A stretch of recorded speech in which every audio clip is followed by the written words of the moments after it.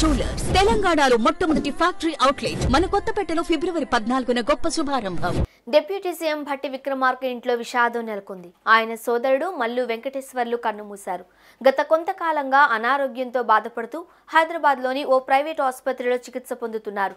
పరిస్థితి విషమించడంతో మంగళవారం ఉదయం ఆయన తుది శ్వాస విడిచారు.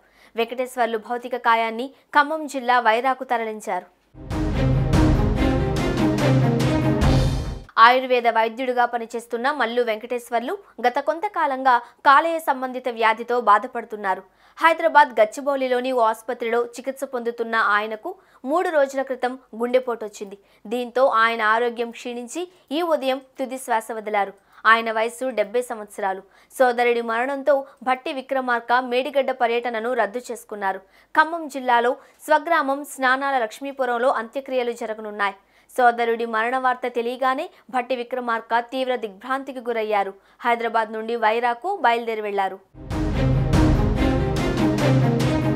హోమియోలో ఎండీ చదివిన డాక్టర్ వెంకటేశ్వర్లు ఆయుష్ శాఖలో ప్రొఫెసర్గా అడిషనల్ డైరెక్టర్గా పనిచేసి రిటైర్డ్ అయ్యారు. ఆ తర్వాత వైరాలో ఉన్న తన నివాసంలో హోమియో వైద్యశాలను నిర్వహిస్తున్నారు. హోమియో వైద్యుడిగా ఆయనకు ప్రజల్లో మంచి గుర్తింపు ఉంది. ఒక సామాజిక బాధ్యతతో ఆయన ఈ ఆసుపత్రిని నిర్వహిస్తున్నారు. మల్లు వెంకటేశ్వర్ల వద్ద వైద్యం చేయించుకోవడానికి రాష్ట్రంలోని అనేక ప్రాంతాల నుండి రోగులు వస్తారు. సామాజిక బాధ్యతతో వచ్చిన వారందరికీ వైద్య సేవలు ఆయన అందించేవారు. డబ్బు కోసం కాకుండా వైద్యుడిగా తన బాధ్యతలు నిర్వర్తిస్తూ ఆయన విశేషమైన సేవలు అందించారు. అయితే కాలేయ సంబంధిత సమస్యతో ఇబ్బంది పడుతున్న ఆయన ఆరోగ్యం క్షీణించడంతో కన్నుమూశారు. మల్లు వెంకటేశ్వర్లు మరణ వార్తతో స్థానికులు, స్నానాల లక్ష్మీపురం గ్రామస్తులు తీవ్ర ఆవేదన వ్యక్తం చేస్తున్నారు.